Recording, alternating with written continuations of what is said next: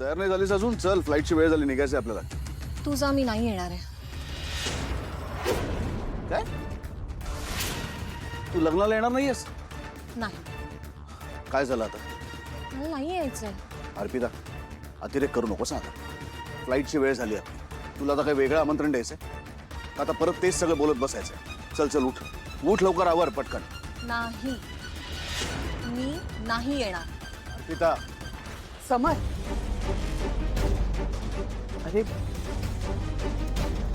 तिला नको आग्रह करू. ती नाही येणार. अरे आदिराशी जोरदार भांडण झालंय तिचं. बघ ना कशी रुसून बसली आहे. काय झालंय? बरं ठीक आहे, आपण नंतर बोलूया विषयावरती. हां, चल आता फ्लाईटची वेळ झाली आणि तू मोठी आहेस ना अर्पिता, तू समजून घे ना. दादा, मी मोठी आहे ना, म्हणूनच मी अधिराला समजावायला गेले, पण तिने माझं काहीच ऐकून घेतलं नाही. मला नाही कळत आहे अधिरा त्या घरात कसं ऍडजस्ट करणार आहे. खूप काळजी वाटते रे मला तिची. म्हणूनच मी तिला सगळं सांगायला गेले, समजवायला गेले, पण तिने माझं काहीच ऐकून घेतलं नाही. उलट माझ्याशी भांडायलाच लागली.